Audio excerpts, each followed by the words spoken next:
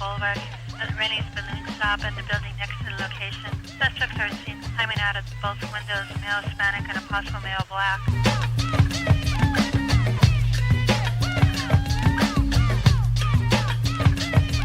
What's up, everybody, and welcome to the newest installment of the Minorities Report.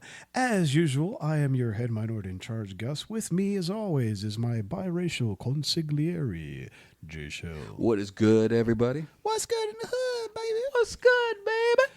So, Jay, we're going to get right into our topic because there's a lot to discuss.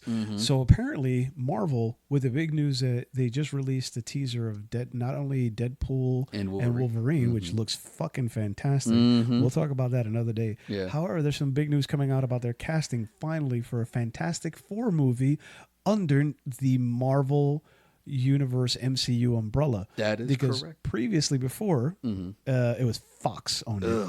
Yeah. Fox. And we know the track record with Fox when it comes to superhero movies, which we'll get into. That they're phenomenal and amazing and great. Yeah, in Opposite World. Boom. You just they did one movie right. One. Logan. Come on. Logan. I'll talk about Fox. No, Fantastic Four in general. No, Logan. Oh yeah. Logan and Deadpool. Oh, that's right. The two Deadpool movies. Yeah, I'll give you that one. Oh, that was more Ryan Reynolds than it was Fox. Let's be honest. Come on. Yeah. But anyway, they announced the casting of the four of the Fantastic Four. One of them is everybody's internet zaddy. That'd be Pedro Pascal. Everybody's internet zaddy, Pedro Pascal. And also to play Sue Storm is Vanessa Kirby, who is best known for her role in The Queen. Yep. The Queen, which she's phenomenal in. Yep. She was also in Napoleon. And she was also in Hobbs and Shaw. All right. Oh yeah, and also Eben Moss Barak. Yep. He's the dude from Punisher season 1. He played Micro. Yep. And he's in that new hit show The Bear. He plays his shitty fucking cousin. Yep. He calls him cousin, but he's not cousin. Yeah. And Joseph Quinn, best known as what's his face? From Stranger Things, head of the Hellfire Club. Oh yeah. Eddie. Yep. Eddie Munson. Eddie Munson. You know why he was named Eddie? Because think about it. Look at his look. Iron Maiden. Yeah. And that was Eddie. The mascot. Yeah. Yep. And yeah.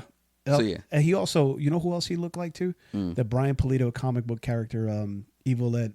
Not Evil Ed. Evil Ernie. Evil Ernie. Evil Ernie. If you look up Evil Ernie, created by Brian Pulido. Yeah, he looks like him in Stranger Things. But yeah, it's a decent cast. I mean, they're relatively, except for Pedro Pascal and of course Vanessa Kirby. The other two guys are kind of, I don't want to say unknown, but they haven't hit their peak in Hollywood yet. Yeah, which is funny because what's his face? Eben. Yeah, he's 40-something years old. Well, honestly, it's taken like a lot of like acclaimed actors a long time, even into near middle age, to like hit their big break. I mean, Pedro Pascal is a fucking is a fucking proof of that. Yeah, but again, he had always the language barrier thing, and but I mean, he's gotten the last 10 years. Every time they like want to make something, like, I know, let's get Pedro Pascal. Okay, it's like he can't play everything. Okay, so and I do get it. So my impression of the cast, like they're all fucking phenomenal, straight up. But starting with Pedro real quick, I do agree he is a bit overexposed. It's because he's great. He is awesome. That's why he's in a lot of shit. I mean, Last of Us, Mandalorian. He is, but going to like Doctor Strange, Multiverse of Madness. Yeah. I mean, John Krasinski he should be. Honestly, he's always been my pick for Reed Richards. I was just I was a bit bummed out when because it was revealed that he wasn't gonna play Reed Richards going forth. Right. It was great. It was still great to see him as Reed Richards, even as a multiverse variation of him. I mean, if for me, he would have been perfect for it. And as Sue Storm, I would have either cast his wife, his real life wife, Emily Blunt, or honestly, Anya Taylor-Joy. For me, would have been a great Sue Storm. She's especially if it was against John Krasinski. She's a little too young, I think, to be opposite of Pedro Pascal. Yeah, because she's only 27. But if it was going to be if it were going to be John Krasinski, I think she could have played. Right. But even though Vanessa Kirby is kind of still looks young, she's 35, but she looks young compared to Pedro Pascal. Well, and honestly, I can understand why they hired Pedro Pascal, because the MCU has been in trouble. Like, not financially, they still make bank, but critically. Yeah, they do. Critically, and so also they need that, pretty much like that face again. They don't have a face yet. Ever since Robert Downey Jr. was the face of the MCU. Well, I mean, if you think about it, dude. I mean, some of their weird ass, quirky castings. Yeah. People are like, "What? Come on!" But it's worked. Yeah. Like previously, not recently, but previously. Like when I first heard that Benedict Cumberbatch was playing Doctor Strange, I'm like, I don't even know who this dude is. Yeah, I was unfamiliar with him. Like, yeah, but they were at first. Now that you see him as it, their other choices were going to be Johnny Depp or Joaquin Phoenix. I'm like, thank God they didn't. No, both of them. Because they would fine actors. Well, they would have made it quirky. Well, because like Johnny Depp always has that Tim Burton energy in everything that he does. Well, he would probably try to want to get Tim Burton to direct it. Right, which would have been terrible. Well, I mean, Batman. Come on now. Don't hate on Batman. Take off the nostalgia goggles. Batman was an amazing movie. Yeah. Anyway, so but going back to you're right about the Robert Downey Jr. But even with him, when I heard him being cast as Iron Man, I'm like, I don't see. Well, yeah, that was like, back when his star has faded due to like the arrest, drugs, alcoholism, and all that. And it was even beyond that. It's just I didn't see him being able to play that heroic character. Mm-hmm. But when they rewrote Tony Stark to be a bit more snarky, because he was never like that in the comic books. He was more like the rich millionaire playboy thing, and I didn't buy it. But then when I saw him the first movie, I was like, okay, nailed it. So, so I can, like I said, like I can understand them going with Pedro because he's a safe choice. Everybody loves him. He's the internet's daddy. There's nobody who got nothing bad to say about him. Exactly. Yep. So he's already got this goodwill. But also, other than that, he's a phenomenal actor. There's a reason why he gets hired for everything. Yeah. So with Pedro, he is the thinking man's heartthrob. He's very charming. He's very charismatic, and he's got like this like classic good look about him, which is what is great for Reed Richards. Good look, but I would say so. It's like it's like when women say that Benicio del Toro's hot, you're like, where?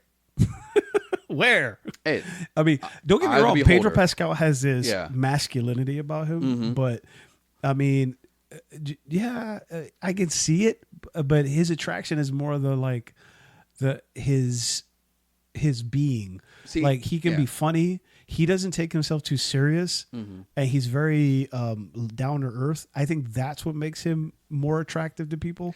And see, and honestly, that's a lot of qualities that that made Reed Richards a compelling character because back then, and we'll tap into this, but most of his depictions was just like a stereotypical nerd. That's it. He's smart. That's it. I mean, at least with the way he was created by Jack Kirby and Stan Lee. Yeah, but over the years, he's became more and more of a nuanced character. Yeah, and like Pedro could definitely bring that. We know Pedro brings a lot of nuance to his characters. My thing is like they've announced the 4. But they haven't announced who's Doom. See, and that's going to be a tough one. Because Doom is going to be the... Yeah. Well, actually, they're talking about replacing Kang, the Conqueror, with Doom as the big evil, the big villain in the MCU. Which, honestly, they should have done that from the get-go. I felt that Kang was way too soon. He's like a D-level villain in the Marvel Universe. Like... He's more of a Fantastic Four villain, and he's not even that much. Right. I think Doctor Doom, he is a more branded character. More people know who Doctor Doom is. And also, Doctor Doom, I feel, is the prototype. He's the blueprint of the supervillain. Yeah. A lot of supervillains, whether they're serious or parody, take their cue from Doctor Doom. Well, my thing is, if you had this megalomaniac world conqueror alien from the first movie with all this power. Let's do the complete opposite where Doctor Doom is just a regular man who's trying to achieve that godlike power. Right. So he's kind of coming from the opposite direction of Thanos. Right. and I think that would have been better for it. You know, and honestly, I wish they would have killed off Thanos because it would have been great for him to face Doctor Doom. Right. But anyway. But actually, I'll top in that in just a bit and everything because we're gonna do like our predictions, like how they should approach it. Well, but as far as like Doom, like I do agree they should have went with Doom as like the post Endgame villain as an overarching villain, right? Because right now Kang, the thing with Kang is, aside from it's not just because he's a D-level villain, is the fact that his power and lore is so immense that you can't really capture it like even throughout an entire phase of movies. Like you would need that 10 years that they did with Thanos for Kang. Well, here's the thing about it. The thing about the Kang is also the reason why I think they went with him was because because you know how Kevin Feige is. They had this done like 5 years ago, whatever, before they even had the Fox property. So they didn't know they were going to be able to use Doctor Doom. So it's probably already in the works to use Kang because he's the next one that they had the rights and property to. Makes sense. They didn't have Magneto. They didn't have Doctor Doom. So it almost feels like who else is left? Yeah, exactly. Yeah. But anyway, yeah. But going real quick into the history of the Fantastic Four. Fantastic Four was created all the way back in the 1961 to be exact. They were actually the first superhero team that Marvel had when it was created by Jack Kirby and Stan Lee. However, I don't know if a lot of people know that they were based on another Jack Kirby work. They were influenced, Jack Kirby and Stan Lee, when they created the Fantastic Four, they were influenced by the Justice League of America because what happened is DC had popped off and had success with a superhero team. They had only done individuals before then, like Spider-Man, Captain America. So they wanted to do something where it was a team. And so they created the Fantastic Four. But they used the JLA as an inspiration for that. However, the true inspiration behind it was... Actually, I don't know if you're familiar with the Challengers of the Unknown by DC Comics. Challengers of the Unknown were these 4 people who went on these crazy adventures. One was a pilot, the other was like a movie star. So, but they were normal humans. They didn't have powers, but they were created by Jack Kirby and Joe Simon for DC Comics. So when Jack Kirby was with Stan Lee and Marvel, so it's kind of like a mashup of the JLA with powers and the Challengers of the Unknown that go on these great adventures fighting all these villains and aliens and shit. So that's how the Fantastic Four came to be. So they were the first Marvel superhero group. Yep. And that's why they call Marvel's first family. Marvel's first family. Yep. And they had a hit cartoon back in the 60s. Just telling you a little about their history. Yeah. They had a hit cartoon back in the 60s. I don't know if you're familiar with it. Was actually, I'm glad that you asked if I was familiar with it because I remember watching it for the very first time back in the summer of 95 when my dad got cable. And that's where I discovered the Cartoon Network. And in the afternoons, they had this action power block. I forgot what it was called, but it was Fantastic Four, the Centurions. And that was my introduction to the Fantastic Four by Hanna-Barbera. The 1960s Fantastic Four? Yeah, they showed that. Because remember, this is a 90s Cartoon Network, so they had like a lot of cartoons from Hanna-Barbera's vault as part of their programming. So, but yeah, and honestly, it was a really cool show. Like, it's dated, of course, because it's 1960s. Yeah, it was. But it had that golden age comic book charm to it. You could still watch it and still be... and enthralled by it, and plus the soundtrack slapped. But it was really cool to see the Fantastic Four for the first time. And coincidentally, that was the same year I found out about the 90s Fantastic Four cartoon, just real quick. But yeah, in the 90s, there was the Marvel Action Hour. And the first half hour was Iron Man cartoon. And the second half hour was the Fantastic Four. Right. See, but then you fast forward to the 1970s, and there was another Fantastic Four cartoon. However, it was minus one character. Johnny Storm. Johnny Storm, the Human Torch. He was replaced by Herbie the Robot. Yeah, yeah. Go ahead. So there was that urban myth that the reason they replaced Johnny Storm. If you would have let me finish, I was getting into that. Yeah. Well, now you know how I feel. I was in the middle of a fucking sentence. Talking about the other stuff. But anyway, go ahead. He was there was an urban legend where the kids would set themselves on fire, but what happens is turns out that Universal, who owned the rights, wasn't involved in the cartoon, so they wouldn't allow them to use the Human Torch. Yeah. So they came up with Herbie the Robot, which stood for Humanoid Environmental Robot B-Type Integrated Electronics. They came up with that shit just because they wanted to call him Herbie. Yeah. He was like a Poochie. You know what I'm saying? Hey, what happened to Poochie? Yeah. He went back to his home planet. Yeah. But no, and it was supposed to be like for, what was it, like a TV movie, like a live action solo movie. What? The Human Torch? The Human Torch. But it never happened. Yeah. Because he wasn't even the original Human Torch, Johnny Storm.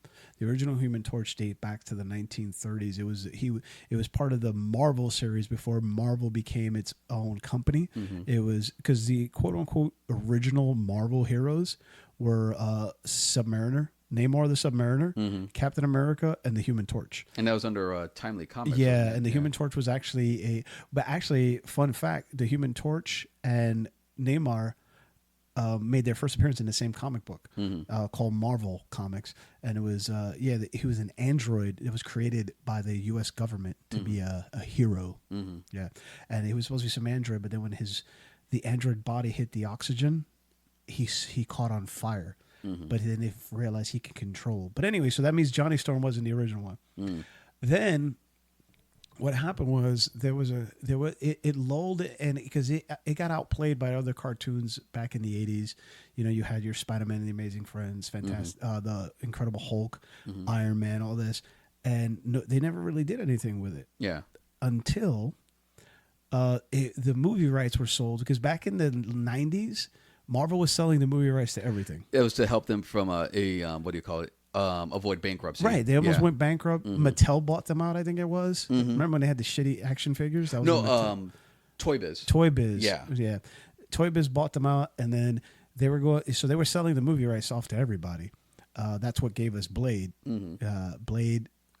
That shitty Roger Corman Captain America movie. I think it was It looked like a Roger Corman Captain America movie. No, I'm not talking about the '80s one with the motorcycle helmet with the plastic shield. No, that was in the '70s. Yeah. No, this one actually was in. I remember that it had what's his face, J.D. Salinger's son, Matt Salinger, as Captain America. As Captain America, yeah. And then for some reason they changed the Red Skull from being a German Nazi to an Italian fascist. Yeah. For some reason. I remember seeing that movie on HBO when I was a toddler. And the Hulk, and the Red Skull looked like he had like bubble gum on his face. It just looked awful. And if you notice on Captain America's mask, you know how Captain America's old mask had his ears showing through the mask? If you look, they're plastic ears. Like they made a full mask and made the fake ear. He's got fake fucking ears on. That just seems like too much work for nothing. I don't know. But so anyway, because if they would have cut the holes out, it probably would hurt his ears on the outside, and I don't know. But yes, it was J.D. Salinger's grandson. Who was one of the evil jocks from Revenge of the Nerds. Yeah. Oh boy. So yeah. Which actually now that makes kind of ironic considering that Chris Evans before he was Cap, he was in another teen movie as a jock. Yeah. But he wasn't I guess he was kind of. He was a dick. Yeah. So anyway, at around that time, they had sold the Fantastic Four rights, and what happened was the rights were about to lapse. So like they quickly made a Fantastic Four movie. Yeah. Awful. By Roger Corman. It was the most. It was the worst. It was so bad that they never even released it. They made it to keep it so they can hold on to the rights. See, that's always a red flag when a property is made before the deadline of its expiration for its rights. Just to be made? Just to be made, it's always shit. Yeah. And this is no exception. Oh, dude, this movie was so bad. No, have you ever seen it? I've never seen it. You've seen clips of it, though. No. No. Maybe you gotta. Sue Storm's 4 is like on her stomach. Yeah. It's so bad. Okay, actually, I take that back. Now I just remembered. I did see one of the weirdest things. Wow. It was Reed Richards trying to stretch, but it's like that bad 90s practical effects. Yeah. But it was also, you could definitely tell they didn't really fully read the script or treated it, because Alicia Masters is in there, who's Ben Grimm's love interest. She's a blind artist. There's this scene where she's getting kidnapped by Doom, but it's from her point of view, and you see his hands capture her. Right. She's blind. So why would you have He's covering her eyes? Right. Well, also, like, why would you have a shot of her point of view? And it's... Oh, you're right. The screen's just black. Right. No. Yeah. And come on, dude. It has such an all-star cast. You didn't know that? Actually, I'm glad you mentioned the cast because the first con we met, Sue Storm was a guest there. Rebecca Stab. Yeah. I was like, dude, I look at the cast. I'm like, I have no clue who half these people are. Yeah. There was Alex Hyde White, Joseph Culp, Jay Underwood. The only one I even think I've heard of before was Jay Underwood. His name, it sounds vaguely familiar. He was in the Young Indiana Jones Chronicles. Was he young Indiana Jones? I believe he was. Oh, I remember that. That was on ABC. No, right? He was Ernest Hemingway in Okay. the Young Indiana Jones Chronicles, but as a young Ernest Hemingway. He played Sonny Bono. Yeah, I don't know why. I don't know why the fuck he played Sonny Bono. Yeah. Oh, he was in The Adventures of Ford Fairlane. He was the club guy, Bob. He was on 21 Jump Street. He was like a bit character actor. But So yeah, he was the Human Torch. Yeah, so it sounds like they got a lot of like these unknown character actors. B actors Because Corman, the movies that they used to make were all B movies. Yeah, well, he's the shock master. Yeah, you know what I'm saying? So, I mean, like this so it's no shock that this movie sounded like it was basically just another one of his B-50 movies, but without the charm. Yep. Yeah. You know what's the biggest? You know what's the biggest thing that Joseph Culp, the guy that played Doctor Doom, is known for? His father's Robert Culp. Oh, from I Spy, Greatest American Hero. Yeah. That's his father. Huh. That's that. Yeah. And they say that Nepo babies get a lot of opportunities. Apparently, it should have got the opportunity not to make this movie. So this movie, it was just famous, but for the wrong reasons. Yeah. You know what I'm saying? Like, it's famous for being unreleased and being just extremely bad. And yeah, I remember seeing the pictures. Yeah, and it looks their fours like by their stomach. Yeah, and it looks like fucking like Ruby costumes. You know what I'm saying? But it looks like somebody made it. Their mom made it. Mom, hurry up! Right? We got to make the movie. Actually, it's funny you mentioned that because that's basically what happened with the costume design. Like, they gave the costume designer such a short window of preparation that they had to buy all these Fantastic Four comics just to research. Yeah. Do you know? And the thing, you know who he looked like? He looked like you ever see you ever watch Land of the Lost, the TV show, the Slee Stacks? He looked like an orange Slee Stack. I expect them to come out. Oh man, it was awful, dude. But do you know how funny the infamy for the movie is? You know the show Arrested Development? Yes. So I remember seeing this one arc in the 4th season. The character Tobias, who's played by what's his face from Mr. Show, David Cross. Right. So he tried to create a stage musical based on the Fantastic Four, like the Roger Corman Fantastic Four, and Dude. so basically the setup was like he had a relationship with this one actress, and she played Susan Storm for an unreleased Fantastic Four movie. So they went meta with that, and so the whole backstory is a parody of the '94 movie. Right. And so I just thought it was funny that the whole movie became like the what do you call it, the punchline for a TV show. Well, the funny thing is that Doctor Doom, I think that's where they spent most of the budget was on his costume, because his costume looked, I mean, it didn't look horrible for a 90s B movie. His costume didn't look horrible. I mean, he did look like something out of the Flash Gordon with what's his name? Sam Jones. Oh, the 80s Flash Gordon? Yeah, he looked like something that belonged in that movie. Oh, Jesus. Like Ming the Merciless. Ugh. But it wasn't the worst thing on there. Yeah, but you know the thing is that it was just a wrong time for a Fantastic Four movies, because like, you know, practical effects or even special effects, even in the 90s were still in its like, you know, prehistoric days. Yeah, and the thing looked awful. Yeah. But the in the 90s also they came out with a Fantastic Four cartoon. There were some of them that were pretty decent. There was one that was pretty decent. Yeah. It was around that same time. It was almost the same artwork like when they had that Spider-Man cartoon. Remember? Yeah. Oh yeah, the 90s one. Yeah, the 90s Spider-Man. They actually did a crossover a couple times. But like, you know, honestly, the 90s cartoon to this day is still pretty dope because it introduced Black Panther. That's actually how I first found out was Black Panther, because they go to Wakanda. Yeah, and then it wasn't Blade introducing the Spider-Man cartoon. He was, yeah. But he didn't have a sword. He had a lightsaber. He had a lightsaber and laser guns. Because pew pew. because Saban and Fox, they had a strict mandate. They cannot show actual swords or guns. Yeah, I know, so so they do laser. I know. That's why G.I. Joe had laser guns. Yeah, and that's why Punisher had laser guns. But the cool thing about the Fantastic Four was that it introduced a lot of kids to more Marvel lore. It introduced Black Panther. It introduced the Inhumans. It did, but the thing is, it kind of fell off because nobody was really interested in the Fantastic Four. Well, their scheduling did fuck them and Iron Man because it would be on Saturday mornings, but at crazy early. I remember I had to wake up at 6 a.m. just to watch the Marvel Action Hour. It was before Cartoon Network, and also it was syndicated, so it wasn't like on. It wasn't on the afternoons after school, right? Or on like the major networks like ABC, NBC, CBS. But so was also Spider-Man. It was syndicated, but Spider-Man came on after school as opposed to waiting till Saturday morning. It wasn't syndicated. It was on Fox.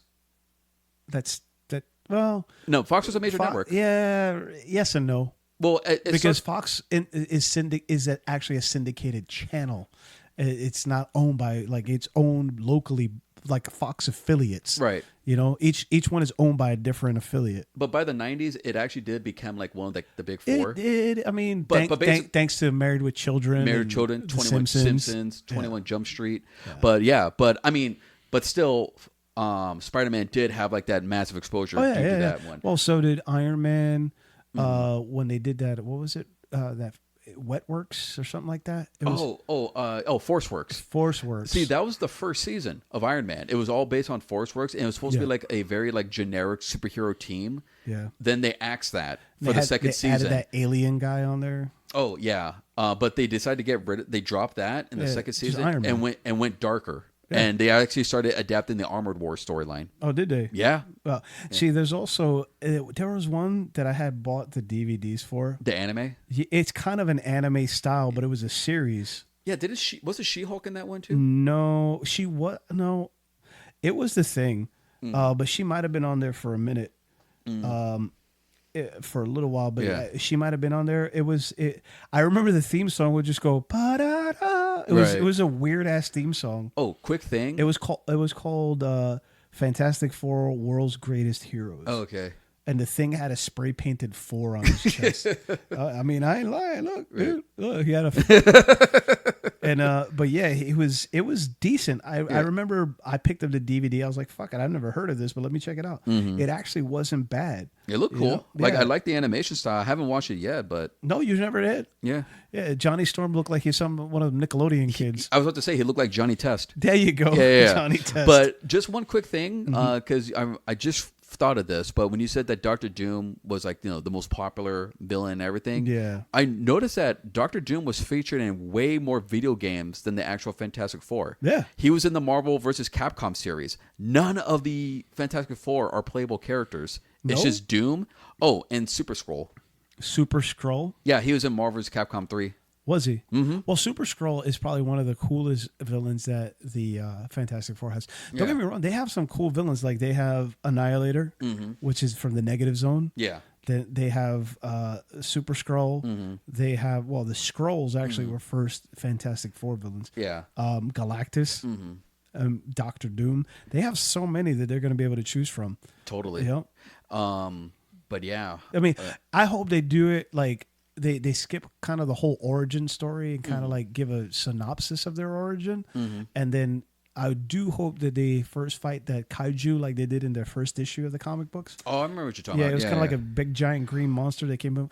Oh, speaking of, they also had the Mole Man. He's another cool ass villain. Honestly, I hope they could do a lot of great things with the Mole Man. You know who they should do for Mole Man? Like who should they cast? Pan Oswalt. Yeah. Or Paul Giamatti.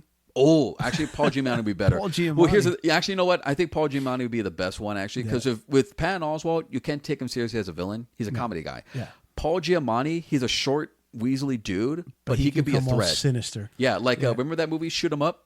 Yes. Yeah. With Clive Owen. Clive Owen, yeah. Yeah, he played the little mobster. Yeah. He was also a villain and piece of shit in that not Agent Cody Banks. What was it? No, it was a Big Fat Liar. Big Fat Liar with Frankie Muniz. Where they turn him blue. Yeah.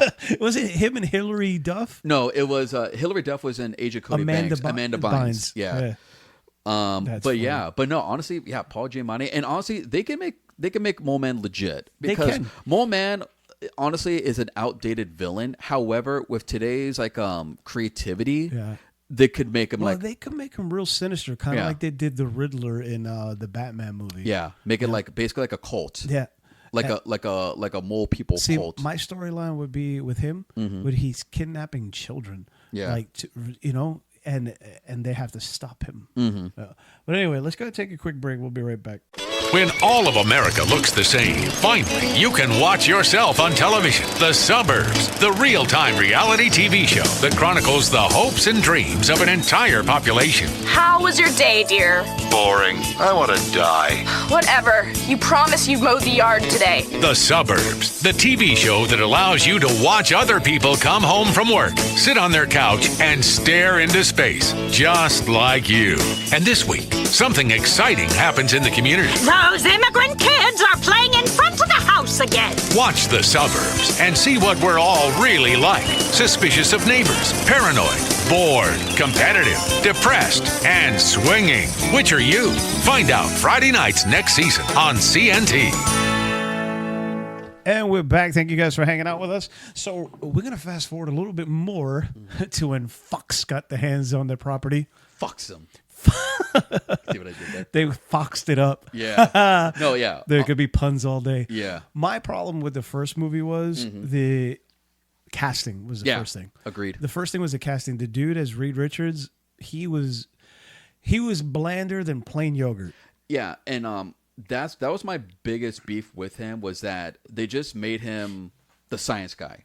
That was it. Yeah, he was a knob. Yeah, as we all know that like there was a lot more to Reed Richards than just being like a highly intelligent person. And that's why I feel like Pedro Pascal would bring a lot more gravitas to that role. Well, and not only he's supposed to be a highly intelligent person, he's supposed to be the most intelligent. He's supposed to be the most intelligent man on the planet, Reed Richards. Yeah, and that guy didn't give me that. Nah, he had a good look. He gave me the science teacher look. Yeah, he was the boring science teacher, not the one that makes science fun. Yep. But the one that just basically reads the textbook. Not even Bill Nye. He was right. Like, He was even fucking Beekman. There's a deep Beekman's cut for World. you. Yeah. He was more like Mr. Wizard's World. Yeah. Old dude, boring as fuck. Yeah. No, and then, Chris Evans, God love him, but him as Johnny Storm, See, he was cocky. That was it. That was it. That was it. Yeah, he was a one-trick pony with that. Yeah. He goes, when he snaps his fingers into fire, he goes, imagine this, but all over. Yeah. And the thing about Johnny Storm, like, he was cocky, devil-may-care, but, like, he had heart. He loved, like, he cared about his sister very much. Also in the original stories, though, if you go back, he was a teenager. Yeah. He wasn't, he wasn't even supposed to be on the mission. He snuck onto it. Yeah. And then Michael Chiklis, great on the Shield, awesome in the commish. Yeah. He is not Ben Grimm. No. Not even close. I did like that he was tortured, like, coming to grips that he is the thing. So there is the bright spot to that. So you mean when they pulled the Ninja Turtle on him? Yeah, when he has to wear like the trench coat and the hat. Did he have like a nickname or something? Like as like a disguise or whatever? Yeah, he did. I can't remember it. It wasn't Joe Fixit. No. That's the Hulk. Yeah. But the funny thing is that is a throwback to the comic books because he used to do that. Yeah.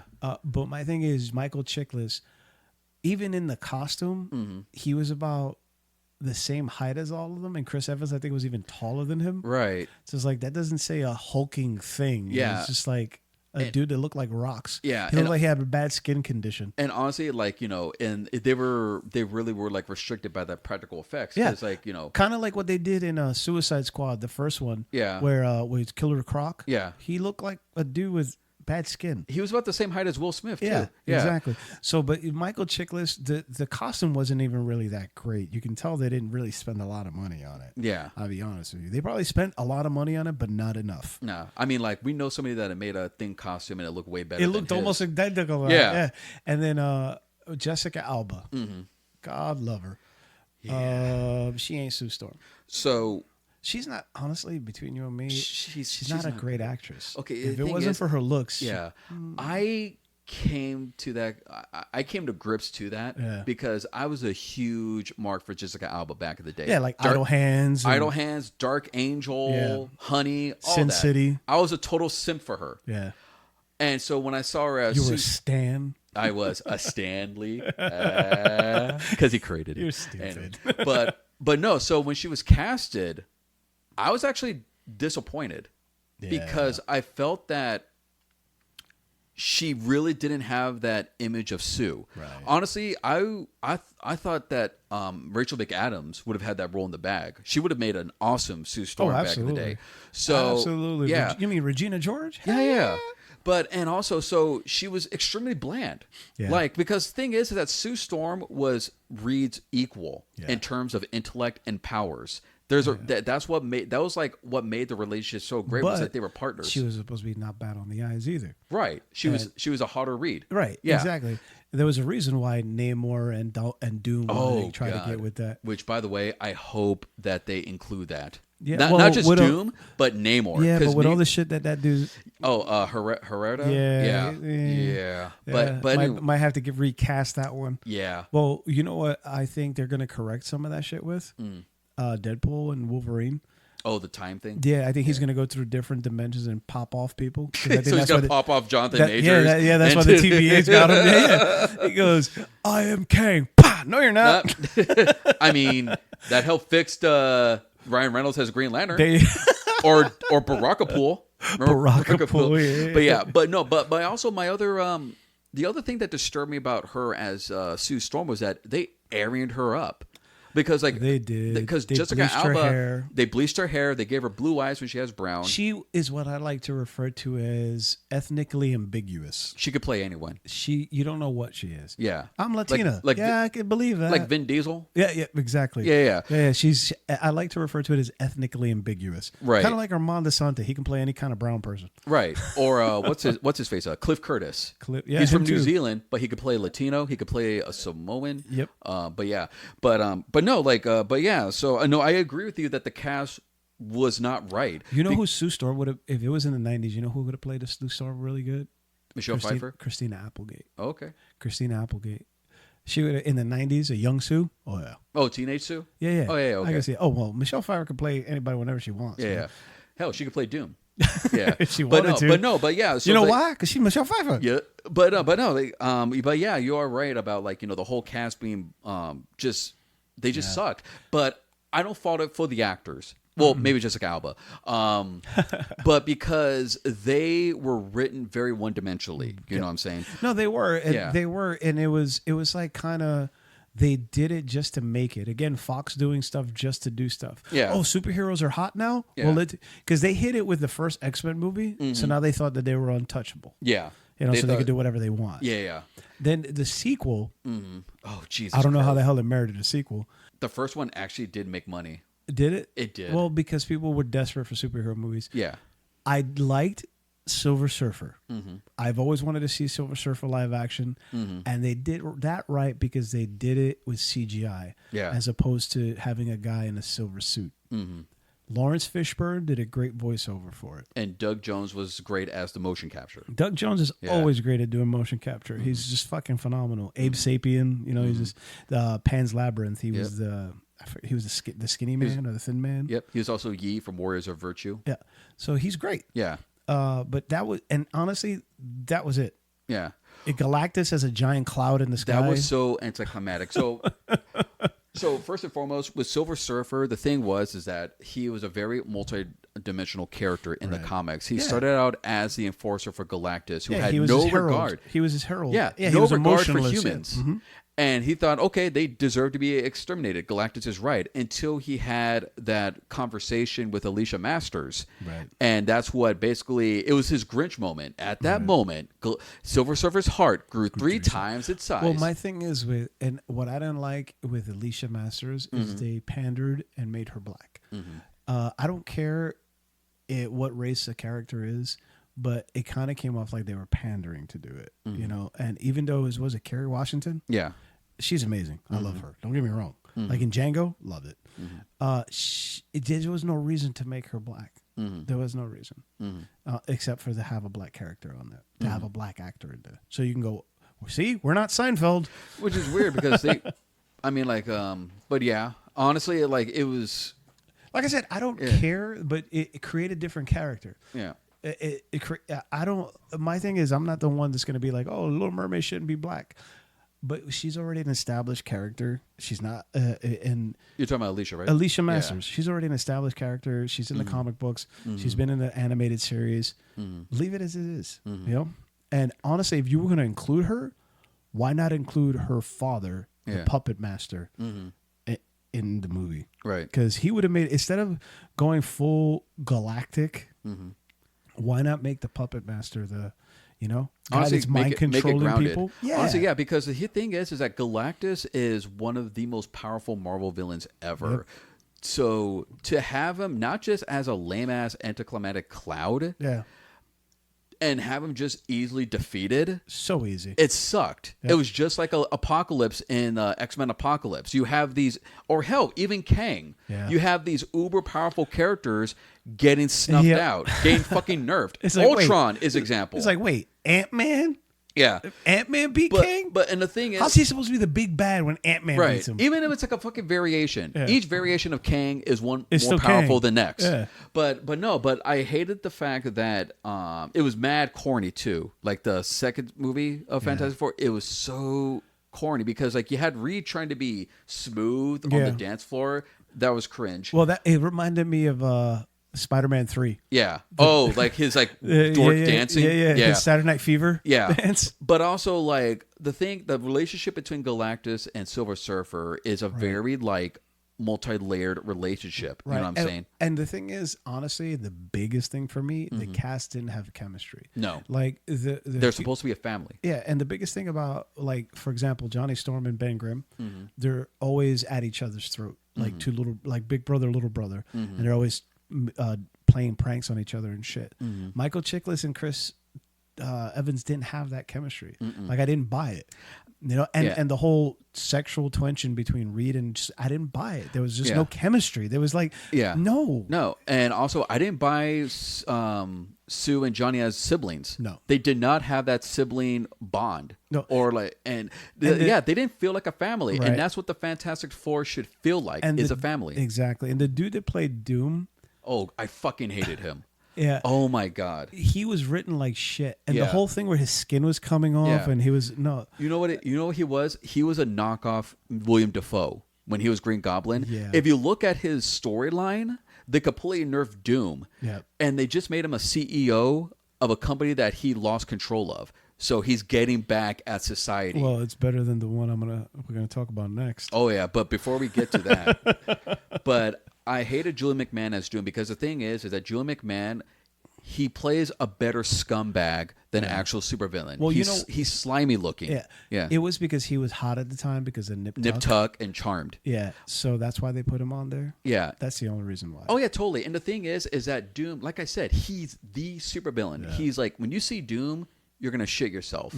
Like hell, his what's it called? His like a pre-fight quote in the Marvel vs. Capcom series is now you face Doom. That means you're fucked. Yeah. I didn't get that from Julian McMahon. Well, Doom is on the level of Darth Vader. Yeah. Doesn't have to say much, but when he says something, it speaks volumes. Yeah, and I didn't. And like with an actor like Julian McMahon, who's like great at playing slimy characters. Right. He's played at great scumbags. Like if he was a villain, he's a villain you would one shot. Yep. He's a villain that you would kick out of a building at the end of a Van Damme movie. Yep. Yeah, he's kind of like exactly. He's this slimy dude that orders other people to do bad things. Yeah. But you don't really see him as like the ultimate genius villain. I was like, I am Doom. Dude, I saw your ass on Nip Tuck. You're not a threat. Fuck off. I ain't scared of you. He's like, oh, I'm Doom. Oh, you were a villain on Charmed? Whoa. Shit. Oh, watch out now. Charmed did have awful villains on there. I've never watched an episode of that show. I've never watched an episode of that show. Their villains made fucking Buffy villaans look like Gotham Rogue Gallery. So like when everybody was all butthurt. Could you believe they're rebooting Charmed? I was like, I didn't watch the first one. Buffy, don't even get started on that. Right. I've seen half an episode. You know what reminds me? Julian McMahon trying to act like Doom is like when Ross on Friends tried to act tough. He's like, hey, Tribbiani, give me your coffee. And Joey just pushes him. Yeah. I watched half an episode of Buffy and it made me miss Christy Swanson. Hope not now, though. Well, no. I mean, like, her Buffy was cool. Yeah. Her Buffy was funny. Yeah. But no, but like, but yeah, so the problem with like both movies was that the casting, the characterization, they were just. The 2000s was a dark time for superhero movies. Let's face it. Like a lot of them, you know who were you not can blame for that? Blade. Yeah, because Blade was such a hit. Yeah. With a low budget, and they were like, "Oh, we can make one too." Well, it's also is that they missed and this is what studios always miss. They always miss why the previous movies were great. Yeah. Blade was great because, well, one, they respected the source material. Two, they had a creative director, a great cast, and so forth. Did you see that meme? Speaking of Blade, real quick, did you see that meme when Black Panther came out and they were like, "Oh, finally a superhero movie with a lead black hero," and it was that scene from the hospital. He goes, "Motherfucker, you out of your mind?" Oh yeah. Quick thing, they did sensationalize that. Yeah. Like okay, Black Panther is like the first African superhero on screen, but. But there's been Blade, Steel, and all that. I love my favorite line in Blade, and I know we're sidetracking, is when he goes, "Motherfuckers always trying to ice skate uphill," which Wesley Snipes ad-libbed. Did he? Oh yeah, "Motherfuckers always trying to ice skate uphill." That was my MySpace quote for the longest time. No, so going back to the Fantastic Four, so the movie, those Fox movies just sucked. Yeah. So they thought, hey, rebooting is a thing. Let's reboot it, and so they did. And it was even worse. Yeah. Well, it was supposed to be a middle finger to Marvel, wasn't it? Because Marvel was trying to get the rights back. Yeah. So they said, we're going to make just like the Roger Corman, we're going to make a movie to hold on to the rights. Because what happens is if you go, I think it's past 10 years without using it, the rights go back to Marvel. That's why they were able to finally get Blade back. They were finally able to get the Punisher back. Daredevil. They were able to get those back because all of it elapsed because nobody had used it. And also, they're making money again. Right. Yeah. So what happened was it was about to lapse because of the other movies. So they rebooted it.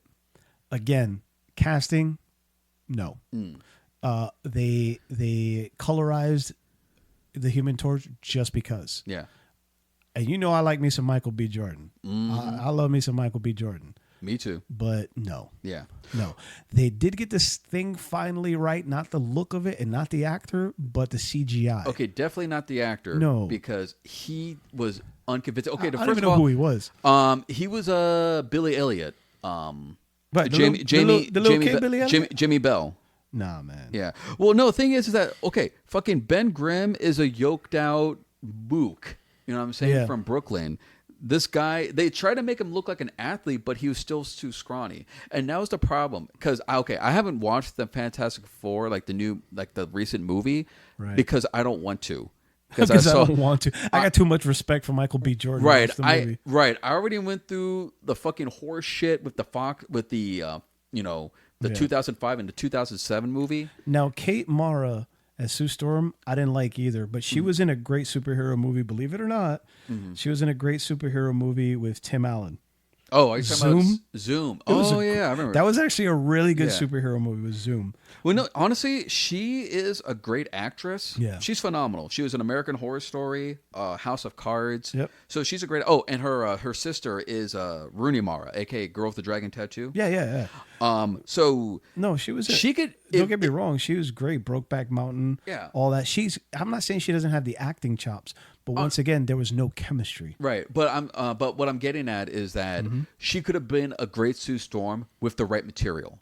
And with the right Reed Richards. Right. Because Miles Teller was not. Miles Teller, that sounds like an 1800s fucking fictional writer. Miles Teller here.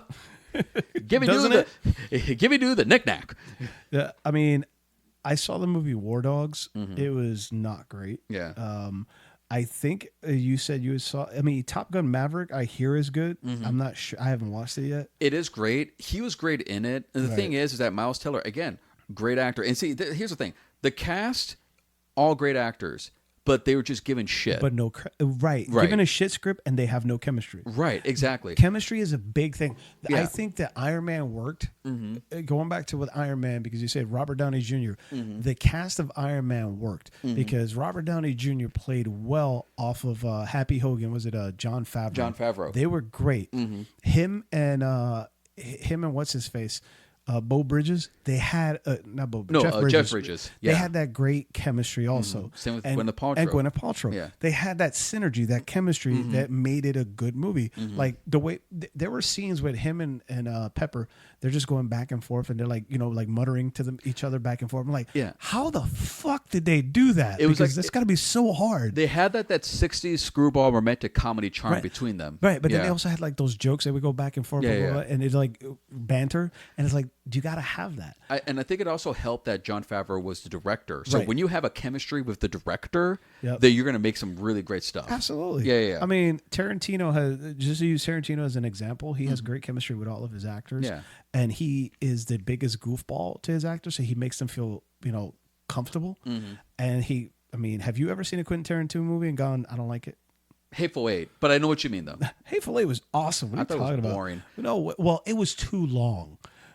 Because Walton Goggins was great in that. Yeah, but honestly, it just bored me to tears. It was too long. However, anyway, so other than that movie, all of his other movies were great because all of his actors had great chemistry with each other and with him. But also because he knows that's what makes it is the chemistry and the script. Oh, the script is like the lifeblood. Yeah. And so if you're gonna there's only so much that Kate, Miles, Michael, and Jamie could do. Bro, and Doom, they made him a blogger.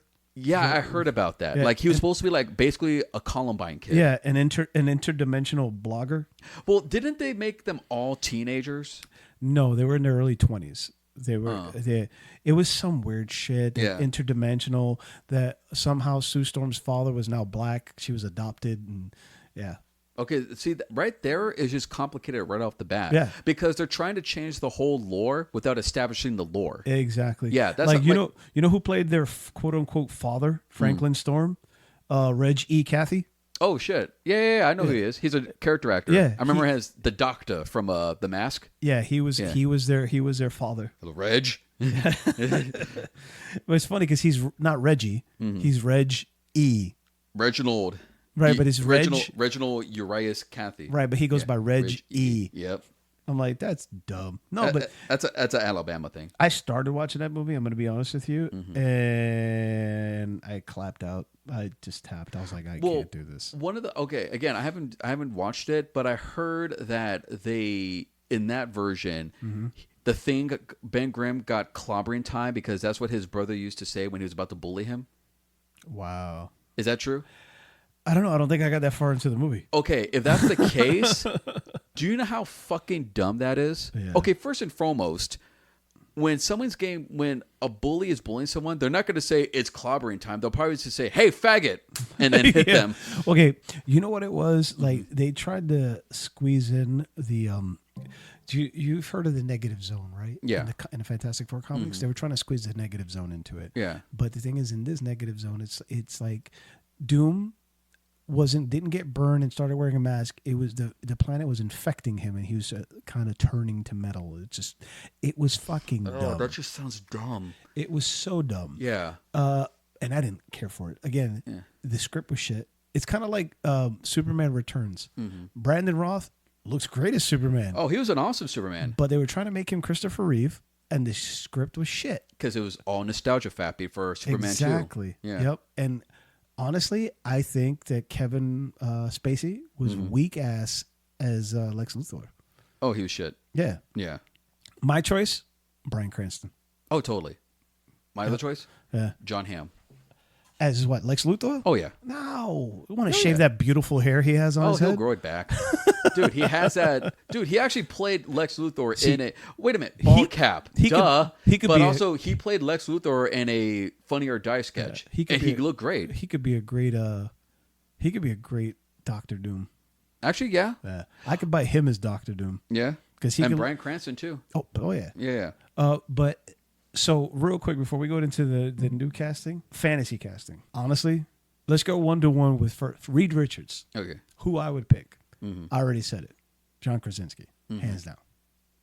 There's nothing else to say. Once you saw him in Doctor Strange, I was like, yep. That's like, there's some characters that, characters that you see the actor and go like, yeah, that's, like, for example, as soon as you think Professor X, who's the first person that pops in your head? Patrick Stewart. Even before he played him, when I saw him on Star Trek, I was like, dude, that guy would make a badass. Even in the 90s in Wizard Comics, then they did fantasy casting. I saw that.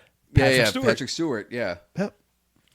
Yeah, it was the new the I love that in Deadpool. He goes Stewart or what is it? Stewart or what's the other dude's name? The Scottish guy. Oh, that plays him, McAvoy. He goes, James McAvoy. Yeah, when he goes Stewart or McAvoy, which these is universes. Yeah, yeah. Because McAvoy is okay, but Stewart is all the way. But anyway, John Krasinski. Who do you see as Reed Richards? Honestly, Krasinski as well. Yeah, right? Because the thing is that Krasinski has grown to be such an amazing actor. He's come a long way since Jim Halpert on The Office. I'd let him direct it. Have you seen The Quiet Place? Well, actually, it's funny you mentioned that because he was in talks to direct Fantastic Four. Really? He was gonna. There was talks of him starring and directing. That would have been great. Oh, it totally would have been. Dude, he did that on Quiet Place. And look how fucking great it was. Who'd have thought he'd be a great director too? I'm saying. Yeah. But no, like he definitely had the look. When I saw him in Multiverse of Madness, I marked out. Oh yeah, in fact, too. my girlfriend and I were the only people in that theater that marked out. Oh, no, Everybody was silent. I T-heed when I saw it. I was like, yeah. I was like, oh shit, and I was bummed out that they decided to go with a different direction. But me too. Yeah. Have you ever heard his Emily Blunt story when he went to the UK? Oh he yeah, went to customs. I saw. Yeah. It was on Graham Norton. He goes, "Yo, I'm married to Emily Blunt." And the guy's like, "You?" they totally heard him from Arrested Development, like her, or like the other guys. Who's this? My wife. No, seriously. Who's this? I was like, that's fucked up. He's a handsome dude. So Sue Storm, not as Jim though. Jim, he didn't look good. He had some weird ass ears, and anyway. Yeah. But Sue Storm. It's the one I just said. God damn it! Either Emily Blunt, or what's her face? Skinny little white girl. There's a lot of them. Was it Anna Taylor? Oh, Anna Taylor-Joy. Yeah. Okay. I could see her as Sue Storm. Yeah.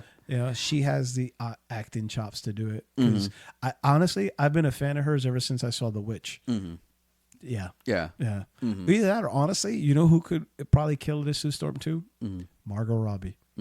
But again, that's. Just like with Pedro Pascal, she's in everything. She's in everything. That's overexposing. You're right with the Barbie thing and all that. Yeah. But she would make a great suit. Yeah. So who do you think? So honestly, I'm happy with Vanessa Kirby. Are you? Yeah, because the thing is, a phenomenal actress. Right. But she is multifaceted too because she's done drama, she's done action. Multifaceted. Oh, faceted. What do you think I said? Oh. Yeah. But the thing is, she has presence. You know what I'm saying? Like when she's on screen, you can feel it. She has that commanding presence, which the previous actresses who played Sue completely lacked. Because the thing is, Sue Storm is the First Lady of Marvel. Right. And also, she has the chops to be in an action movie as well. Because you saw her in Hobbs and Shaw. Yeah. She fucking crushed it. She was his sister, right? She was Jason Statham's sister. Yeah. So she was able to hold her own with The Rock and Jason Statham and Idris Elba. So she definitely, and when I saw and seeing her in that movie, I was like, yeah, she could play a superhero. In fact, when we saw that in theaters, the whole time I was going through like a list of like superheroes that she could play. Right. So, but on top of pulling off badass action roles, is that she has the acting chops, and boy, howdy, does she have that? Yeah. So you're right. Yeah. I mean, but Human Torch, Johnny Storm. I liked Taron Egerton. Yeah. Taron Egerton, I think, is phenomenal. He would have been great as Johnny Storm because if you think back to Eggsy, I mean, that's pretty much Johnny Storm with an English accent, and I think he doesn't get enough credit because he carried that movie as a young actor. To carry a movie like that with opposite like Sam Jackson and Colin Firth. Yeah, and he was a relatively unknown actor before. Oh yeah, I've never heard of him before. Kingsman. No, and he was fucking great. Yeah, and he's also kind of snarky, and he has the size to play, and he can do action because. One, The Kingsman. Two, Robin Hood, the one he did with Jamie Foxx. Yeah, which I still need to see. Oh, it's a great movie. Yeah. Honestly, it's one of my. It's like if it is Guy Ritchie. Yeah. Never mind. I was like, it's like if Guy Ritchie did Robin Hood. Wait a minute, it is a Guy Ritchie movie. Which, by the way, you seen the new trailer for the new Guy Ritchie movie? Oh, Argyle. Oh, which no. He's another one. It's another one. I have to tell you, I forgot what it was, but no, there's another one besides Argyle. Okay. So my pick for Johnny Storm would be Tanner Buchanan. He's best known as Robbie, Johnny Johnny Lawrence's son on Cobra Kai. Yeah. So he is just a phenomenal young actor. Because on Cobra Kai, he's a juvenile delinquent. He's kind of like a James Dean type because Johnny is his estranged father, right? And he was mostly raised by his mother. But his mother was more of a gold digger trying to find like a rich guy. So he was left to fend for himself. Right. Fell in with the wrong crowd. Then he becomes a student of Daniel LaRusso. So you get to see his character arc from a juvenile delinquent to an upstanding young man. Right. So I could definitely see him as Johnny Storm because, well, one, he's very young. He's 25. So he could still pull off being a teenager if they want to keep them like age appropriate to the comics. Right. But also he has that very devil may care attitude. He could be a cocky dude because on Cobra Kai, he had like that, badass, tortured soul, right. but could also turn on the charm. And as far as action, he's one of the best actors as far as stunt work on the show because he does a lot of his stunts on there. So he's adept with action. He's good looking. That's the thing with Johnny Storm. He has to be a hottie. I mean, Taron Egerton. I didn't say he wasn't. Taron Egerton's a smoke show. Yeah. I did say he wasn't. If he wasn't already Spider-Man, I think Tom Holland would be great too. See, thing is, Tom Holland is too boy next door. With Johnny Storm, you have to have captain of the football team. Yeah. Yeah. So and Chris Evans, Chris Evans was great as Johnny because Chris Evans is a good looking dude as well. He's all right, I guess. the player hater awards. Hey, listen. You're in the running? Shut up. The most diabolical hater. So, my pick for Johnny Storm is definitely Tanner. Now, the next one, Ben Grimm. I only have one choice, and one choice will ever be, and his name is John Cena. He embodies everything that is Ben Grimm. Everything that is Ben Grimm is John Cena, and he's fucking funny. I mean, of course, you would CGI the thing, but imagine the chemistry he would have with, say, a Taron Egerton. They would go back and forth. John Cena's funny as fuck. Yeah, dude. I mean, come on, let's face facts. He is right. Well, and he looks like he could eat you. Yeah. Yeah. He was Mark Wahlberg. I look like I ate Mark Wahlberg. He was like, I look like Mark Wahlberg ate Mark Wahlberg. But with Grimm, honestly, I love Ebon because I'm a huge fan of the Bear, and on there he definitely has that East Coast book vibe about him. He does, but that's not just what Ben Grimm is. Ben Grimm is also a military trained pilot. All around fucking shit kicker, and that's a John Cena. Yeah, which honestly, and again, Ebon can pull that off as well. Because hear me out.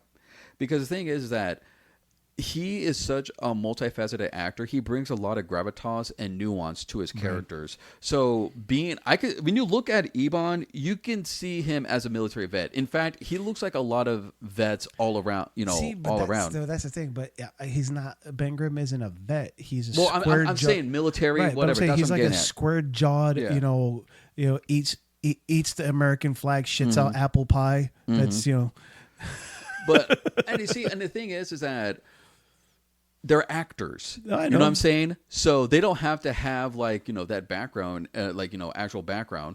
But I'm saying is that he could definitely pull off not only the look, but also he's going to become a Rock as well. Yeah. So that's a bit. So saying square jawed and all that. He's only going to be that for I would assume for 10 minutes combined, if that. No. So that's what's it called? Not part of what do you call it? Redundant. Well, but I do want to point out there is something special about this casting because for the first time ever, a Jewish actor is playing Ben Grimm, who's one of the most well-known Jewish superheroes. It was part of his identity. In fact, a lot of Jewish superheroes really don't get that time to shine. Like Kitty Pryde, for example. Yeah. A very well-known Jewish superhero.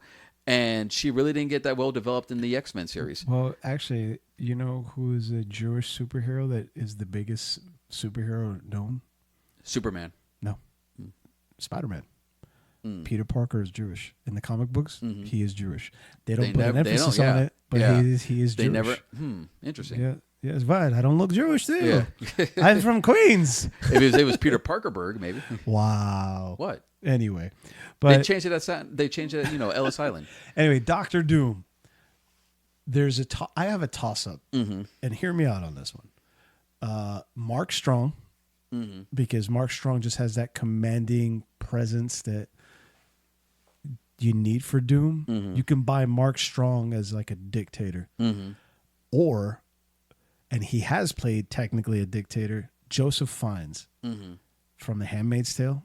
He's Ray Fiennes' brother. Yeah. He plays somebody.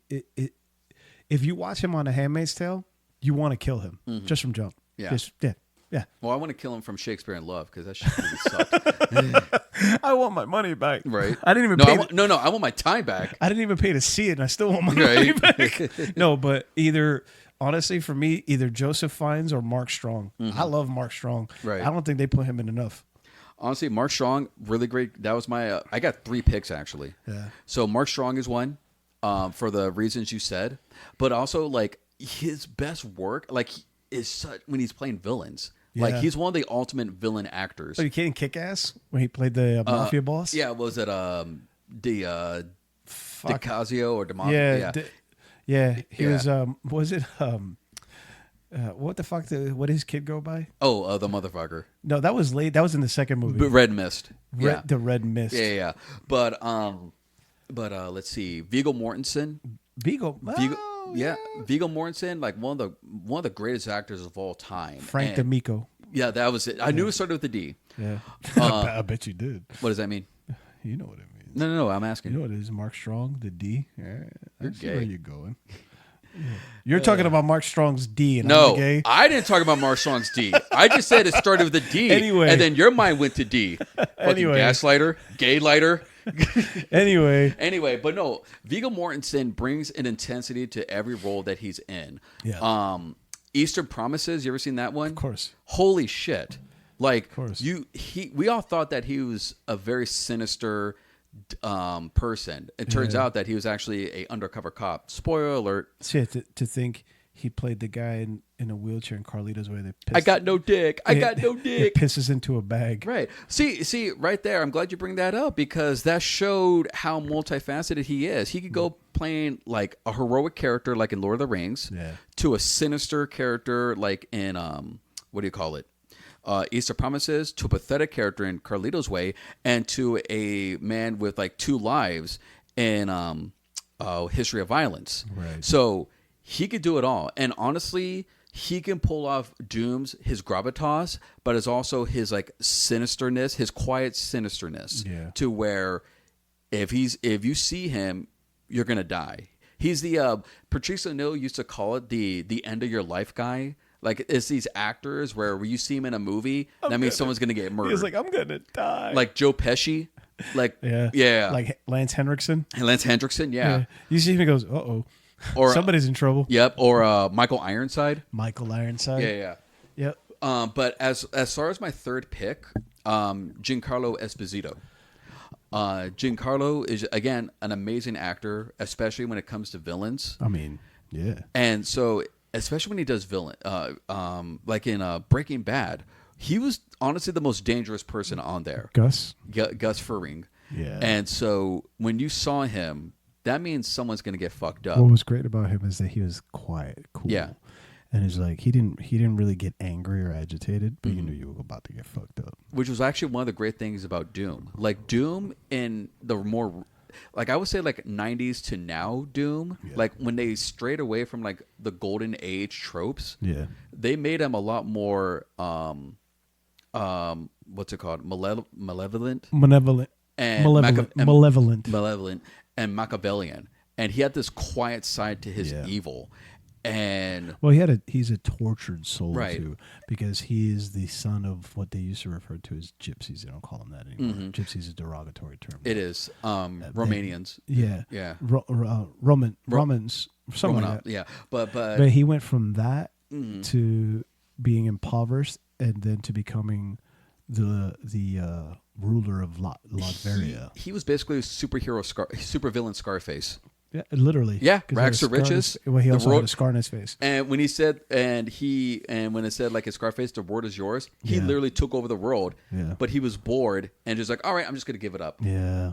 You got to be a badass motherfucker to have that type of flex. Oh, you mean when Doom World? Yeah. And then he got bored of like, let's go back to where it was. Right. Which, by the way, there was a Doom, what could be a Doom bot sighting in the Deadpool versus Wolverine, or Deadpool and Wolverine. They look like, the Yeah, one with the that's mask. standing up on the platform. Yeah. But anyway, and the thing is that you could cast any actor. Sorry. Yeah. You said Doom Bot, and all I hear is Hanson. Doom Bot. Doom Bot. I think Dr. MF Doom Bot. But yeah, but also the thing with Latveria is a fictional country. It is. So you don't have to worry about the race for Dr. Doom. No. Also, he's going to be hiding behind a mask. If they do it right, of course. Yeah. Well, I mean, he was great in The Mandalorian as the fucking villain. Goff Median. Yeah. Golf Midi. I mean, he's great in that too. Yeah, there you go. I mean, Giancarlo Esposito has been great for a long time. Dude, honestly, to see him go from bugging out to now. Yeah. Bugging out. Yeah, he was bugging out. Yeah. The thing is, he's been, he's had his, took his, I mean, he earned his chops. Yeah. But I think what blew him up, honestly, was being Gus. Breaking Bad. Yeah, being Gus and Breaking Bad. Yeah. He's those character actors where you always rooted for. So it's like the dawn of their career, now getting their big break. I mean, if you think about it, even Bryan Cranston would make a cool Doom. Mm-hmm. Bryan Cranston. Or hell, even a good Reed. Yeah. Yeah. Yeah, he's a little bit seasoned to play. But here's the Reed. thing, though. Now, I could see Herbie being incorporated as like an robot? advisor. Yeah. Like kind of like an Alpha 5. Yeah. Who would you want to voice Herbie? Herbie? Mm-hmm. Like, the robot? Mm-hmm. The voice of Herbie. Oh, I don't know. See, that there you go. Oh, it just hit me. That I can see Patton Oswalt doing. Okay. Because he's supposed to be a snarky little robot. I can see Patton Oswalt doing that. Totally. Yeah. Same. Or Billy West. Billy West. Yeah. Yeah. Mm-hmm. Yeah, Billy West does 152 different voices. Because I always picture, even when I read the comics, when Herbie was involved, I always pictured a high-pitched, nasally, but extremely intelligent voice. Right. Yeah. So Patton and Billy's. Patton Oswalt was great. He was great in MODOK. That show was so funny. It's hilarious. It sucked that they canceled it. Yeah. Yeah. Anyway. Yeah. So I look forward to the movie. They've already cast the 4. I guess they're announcing that, but I can't wait for them to cast Doom. Next week, I want to talk about the Deadpool and Wolverine. Totally. I'm telling you, that looks hot. Right. With 2 T's. Hot. Yeah. Yeah. I mean, but it's Ryan Reynolds. Come on. Mm-hmm. And Hugh Jackman. Yeah. You know how you can tell a guy's gay? If they say they don't like Ryan Reynolds. Yeah. No. Well, if you say on a scale of 1 to 10, how hot is Ryan Reynolds, and they go anything below a 2, below a 5. they player hate. Below a 5, they're gay. Yeah. Yeah. Because even straight dudes are like, yeah, I ain't gay, but Ryan Honestly, Reynolds. I ship Ryan and Hugh. Dude, they might as well. Right. Yeah. Blake, he comes over. Blake Lively's like, hello. Yeah. You didn't ask me. You didn't invite me. I'm here. He's like, oh yeah, honey, how you doing? Yeah. Anyway. Yeah. So, I want to thank you guys for hanging out with us. Remember to follow us on our social media. The link tree will be in the bio, and we will see ya. Eagle Boulevard, Rennie's Balloon Stop and the building next to the location. Suspects are seen climbing out of both windows, male Hispanic and a possible male black.